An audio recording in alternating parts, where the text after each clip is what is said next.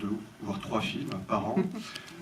Parmi les titres emblématiques, je dirais Bibliothèque Rose, je dirais Vilain garçon, pour lequel il a remporté le prix du jury documentaire il y a 2 ans. Je dirais Torsico aussi, que tu as présenté l'an dernier. Ouais, La vie intermédiaire qui était La vie intermédiaire qui était le tout premier, qui était à la SITCA. Voilà, c'était l'époque de Diderot Bettoni. Donc c'est un vrai plaisir de vous présenter son nouvel opus, qui est particulièrement réussi. En l'occurrence, il y a 2 films. Donc il y a d'abord un moyen métrage, Le plus court chemin vers le ciel, qui est un film qui a été réalisé il y a 3 ans, en 2021, et aussi 20 000 lieues sous la mer. Et les deux ont pour particularité d'aborder le thème de la filiation, père d'un côté, mère de l'autre. Voilà, sur ce, je vais vite laisser la parole à François, parce qu'il a beaucoup de choses à vous dire. Bonjour, merci d'être là.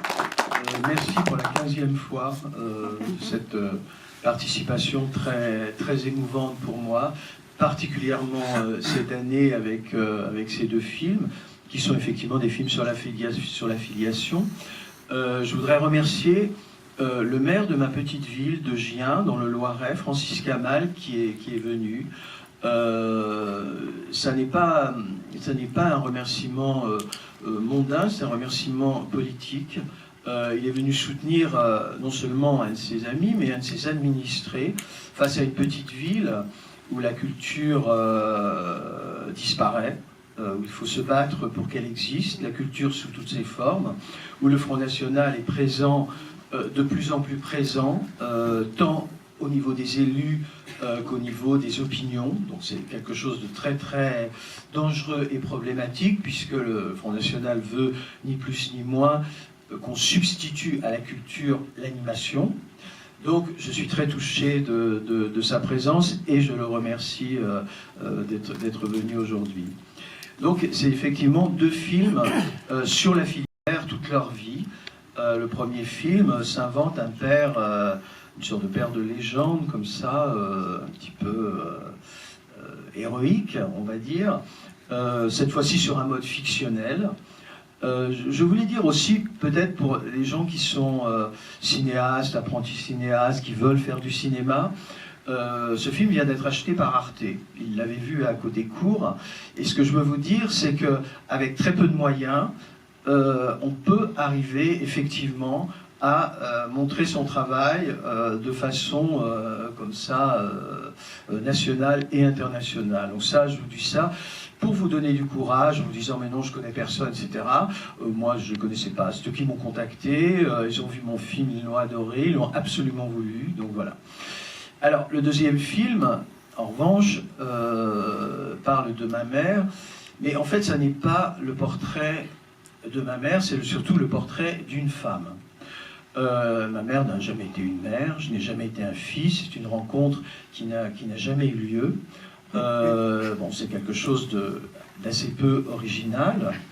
Il y a 4 catégories de mères. Alors, il y a les mères qui étouffent leur enfant sous prétexte d'amour. Voilà. Il y a les mères qui détestent leur enfant, qui ne l'aiment pas. Au moins, les choses sont claires. Il y a les mères qui aiment leur enfant, qui voient en leur enfant quelqu'un qu'ils n'aiment pas. Donc, elles aiment quelqu'un, un enfant, mais elles se trompent. Elles inventent un enfant imaginaire qu'elles croient aimer, qu'elles aiment, mais l'enfant, lui, ne se sent pas aimé, puis il ne se sent pas aimé pour ce qu'il est. Et puis, la troisième amour, c'est l'amour solaire, inconditionnel, genre Vierge Marie. N'ayant pas la chance de connaître la Vierge Marie, n'ayant pas son 06, bon, peut-être parmi vous, bon voilà, donc c'est quelque chose que je ne connais pas. Le film que je voulais pas faire ce film sur ma mère, mais absolument pas. J'ai fait le film sur mon père et je me suis dit non, ça n'est pas possible pour moi de faire ce film. Et tout de même, j'ai trouvé qu'il y avait quelque chose de tristement actuel dans le personnage de ma mère, qu'on peut assimiler aujourd'hui à une tradwife. Alors, pour ceux qui ne savent pas ce que c'est, il n'y a pas de traduction de femme traditionnelle. Voilà, femme traditionnelle. C'est-à-dire, ma mère était raciste, ma mère était contre le féminisme, ma mère était contre la liberté, Ma mère était pour la peine de mort. Ma mère trouvait que les hommes avaient toujours raison, qu'une femme devait s'effacer. Ma mère allait voir son confesseur en lui demandant si je n'irais pas en enfer. Donc, effectivement, c'était très compliqué même pas de s'entendre, mais de pouvoir espérer avoir une relation avec elle. Donc, c'est vraiment le portrait de cette femme qui est aussi un portrait générationnel. Ma mère est née en 1939, alors heureusement, toutes les femmes de cette période-là ne se sont pas conduites comme ça, heureusement, mais c'est quand même très caractéristique. Elle a été jeune en 1950, en 1960, en province. Elle n'accepte pas que les choses soient comme ça. Voilà, mais hélas, beaucoup d'homosexuels sont rejetés par leurs parents, par leur mère, par leur père. Pas hélas que des homosexuels ne sont pas acceptés. Comment on se structure une psyché dans des conditions pareilles? Ça, c'est un des autres sujets du film. Alors, pour terminer sur un truc un petit peu comme ça, rock'n'roll, je ne sais pas si vous connaissez le dessinateur Vooch, qui est un génie absolu. Et ce matin, je tombe sur un dessin, une synchronicité peut-être, et on voit une mère italienne, genre Mama, qui est penchée sur son enfant, un petit morpion de 8 ans, et qui lui dit la chose suivante. Il y a deux choses importantes dans la vie d'un homme, Marcello. Toujours aimer sa maman et ne jamais croire au bobard des psychanalystes. J'ai fait le film. Le film va vous sembler peut-être un règlement de compte, ce qu'a écrit un critique, ça n'est absolument pas vrai.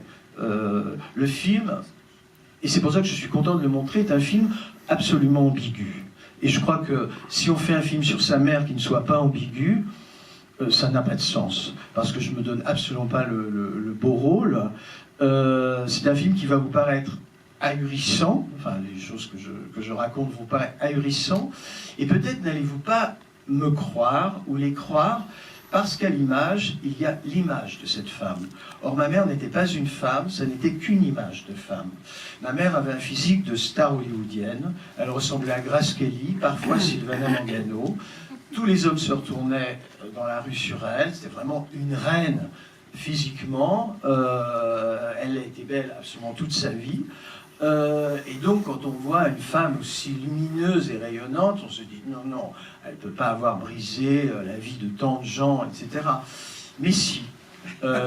C'est pas, non pas qu'elle ait eu envie, simplement le déni. Il y a une grande psychanalyste dans cette salle, et l'un des sujets du film, c'est que le déni, parce que ma mère n'était pas une femme méchante, mais le déni, mentir sur soi et tout, peut provoquer des ravages terribles sur les enfants et l'entourage. C'est au fond un film sur le déni absolu de sa féminité, de sa sexualité et a fortiori de la mienne aussi.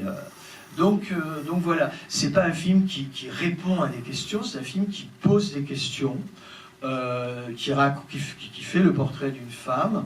Je ne la juge pas. Peut-être ça vous semblera